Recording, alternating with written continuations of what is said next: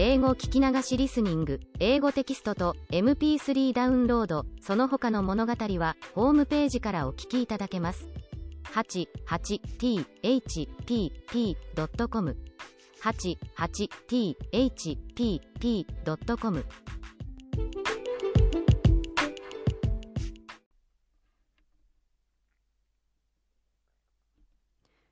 Hi, this is your host, Hidemi Woods. I'm reading an episode from my book, An Old Tree in Kyoto. Today, I'll read an episode titled Bean Sprouts. This is about what happened on one early morning on my way to school.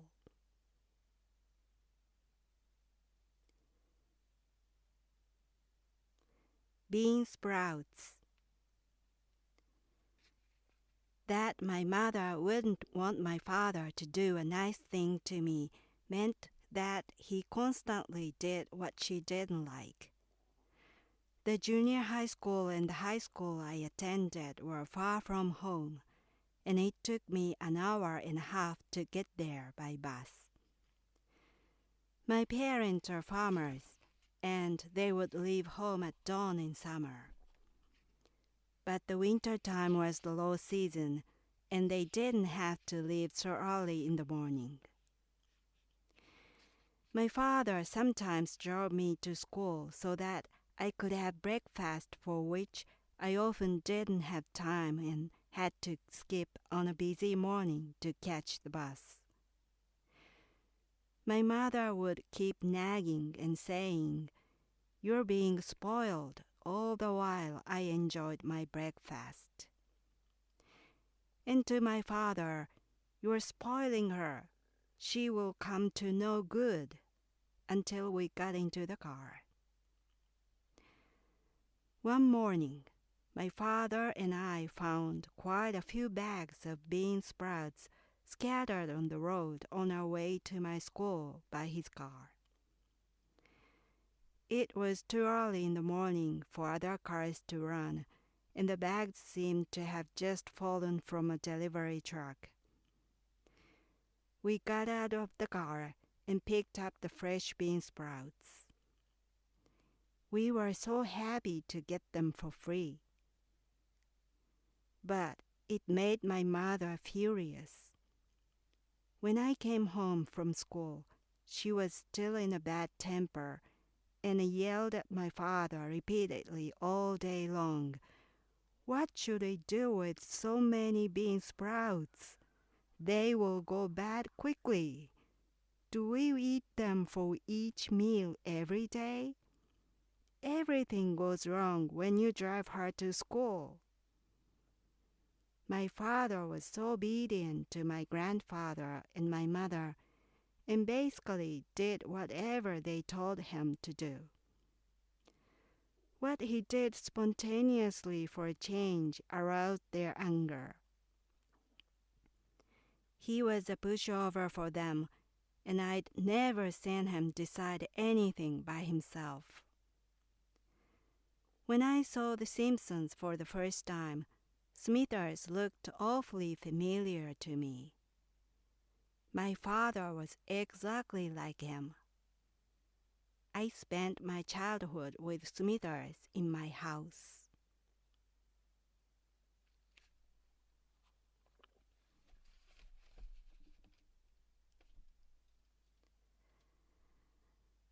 That was today's episode.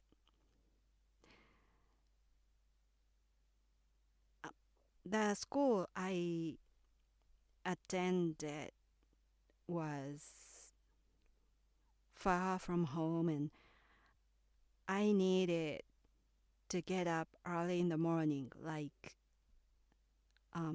6 a.m. or 6:30 a.m. And I went to school by the local bus. It was a long ride from home.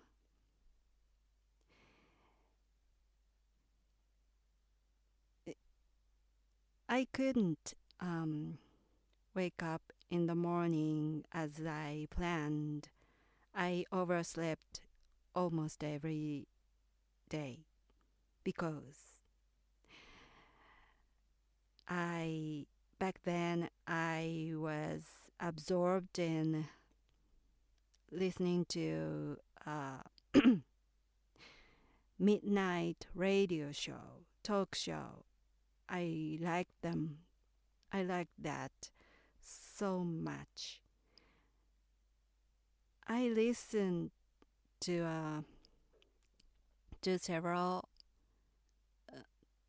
midnight talk shows on the radio every night until dawn. I couldn't stop doing so. And when the all programs finished, it usually was around 5 a.m.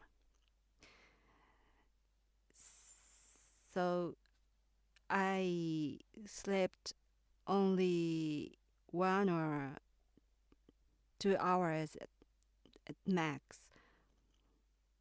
on school days every day. I severely lacked sleep every day on school days because of the radio. And I needed to sleep as much as I could after the radio shows were over. I overslept literally every day. So I couldn't have any time left for having breakfast. I skipped breakfast every day. In a way, I sacrificed breakfast for the radio shows. As a result, I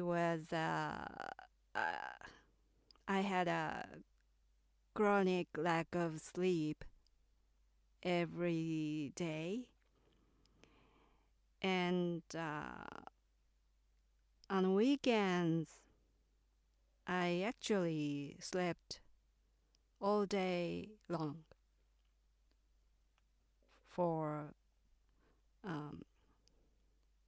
to compensate the lack of sleep of school days. But it wasn't enough. I needed to somehow add sleep time during the school days. So my solution was to sleep on the bus from my home to school and back from school. On my way to school and from school was the only chance to add some sleep time.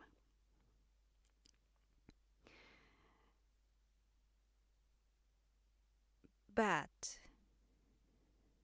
unfortunately, on my way to school in the morning, I couldn't sleep because my school was quite famous for an English education, and the school was focused on English education. And my English class was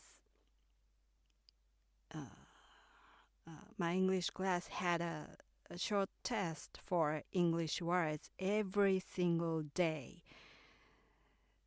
So I needed to memorize English words every day for the test. And I spent the bus ride to school for preparing for the test. So on my way to school, the bus ride was for memorizing English words. And on my way home from school, the bus ride was spent for sleep. And on the bus ride from school to home,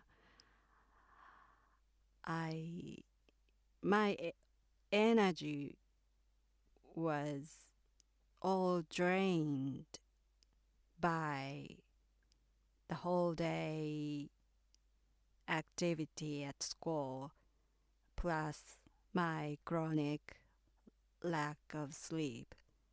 So I was almost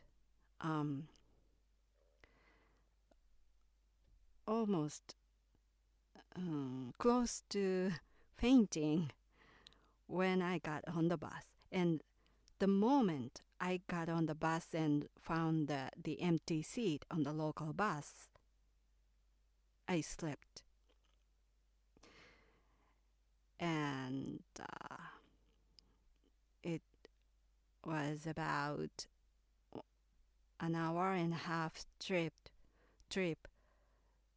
to the bus stop where I should get off the bus.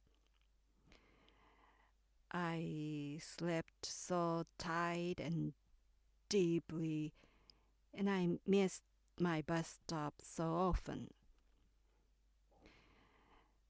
And I got far from home on the bus, and I had to transfer the opposite route of the bus to go home, to come home. And sometimes I missed the bus stop, and sometimes I drooled all over my school uniform. So embarrassing. And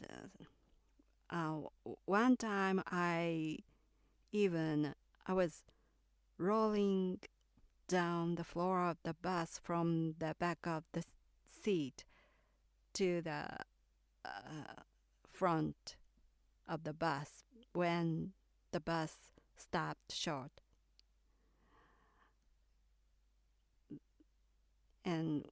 Or since it was a local bus, sometimes it was crowded and there was no empty seat. In that case, I had to stand with holding a hand strap inside the bus. But I couldn't stay awake because I was very, very, very sleepy, as you can imagine, only with 1 or 2 hours sleep the night before. So although I was standing, holding a hand strap, I fell asleep and my knees bent and I found myself kneeled down on the floor of the bus. So embarrassing.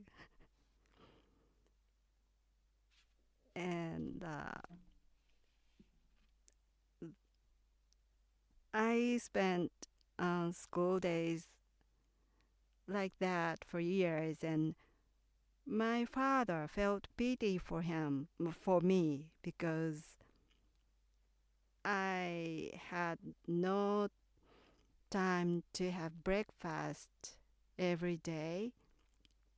He felt sorry for me, and he wanted me to have breakfast. So in the winter time, when his work wasn't so busy, he tried to drive me to school so that I could have breakfast with the time, because uh, because going to school by car was much faster than taking the local bus. And so with that time difference, I could have breakfast. And once in a while, I was able to have breakfast. Just one big problem was my mother's nagging, because she disagreed that my father drove me to school, because for her it was spoiling. So I had a chance to have breakfast. That precious breakfast was accompanied with my mother's lengthy, never-ending nagging. That was the background music of my breakfast. And that morning of the bean sprouts, my father drove me to school, and we left home and left my mother's nagging, and we found many bags of bean sprouts on the road near my house. And we picked them up. My father asked me if we should pick them up or not, because he couldn't decide by himself. And I said, let's do that. And we collected them one by one in our arms, and it was like we were playing a game or something, picking bean sprouts game. And we had a blast. We had such a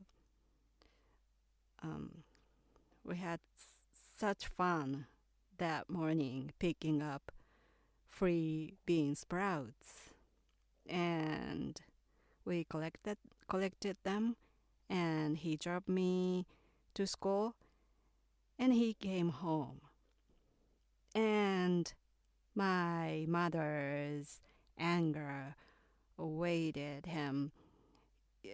Her anger, I imagined her anger doubled on that morning, because firstly, my father gave me a ride. That was spoiling. My father spoiled me again, and then he came home with numerous bags of bean sprouts. And that was not because she didn't like bean sprouts, but bean sprouts are so cheap in Japan. It's just, it's still, it still costs only 10 cents or 20 cents per bag to the bag with 200 grams or so. So my mother, my father brought something so cheap and that quickly goes bad. So she didn't feel that was any privilege. It's no benefit at all. She didn't find any point of those my father's happy souvenirs. And my mother was still yelling at him when I came home from school that day. So she really disliked that incident. And every time I saw bean sprouts now, I still remember that morning.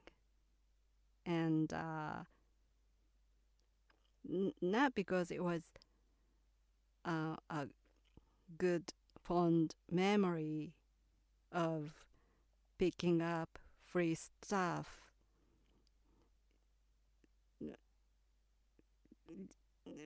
Just because I like bean sprouts, and I still often have bean sprouts by sauteing with eggs with sesame oil. It's one of my favorite favorite menu that I cook. And mainly because I like it. I like bean sprouts, not because of that taste, but because of that price, that cheap price. And I suppose my mother got angry about my father's bringing bean sprouts because bean sprouts are cheap. If my father had found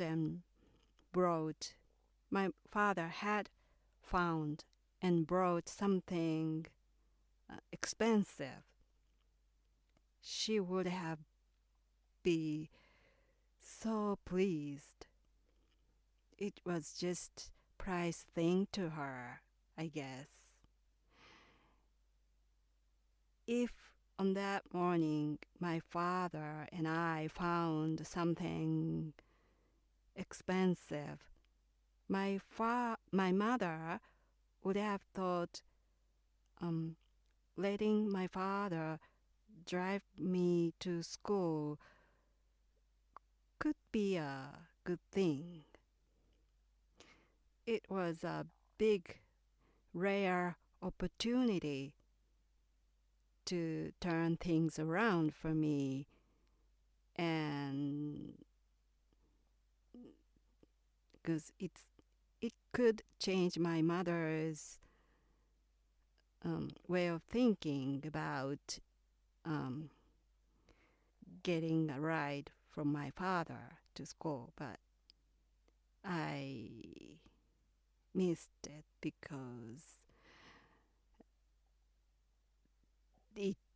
they were bean sprouts among all things in the world. Why they were bean sprouts, why they were one of the cheapest thing in the world we found on the road. I still wonder why bean sprouts. Well, thanks for listening. I'm Hidemi Woods. Until next time, take care and be well.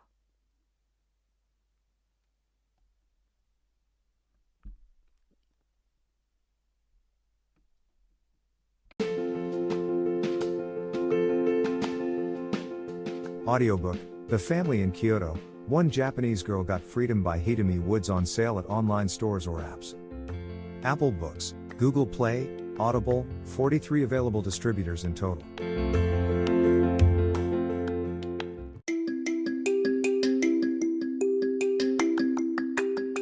Audiobook, Japanese Dream by Hidemi Woods on sale at online stores or apps. Apple, Audible, Google Play, Nook Audiobooks, 43 available distributors in total.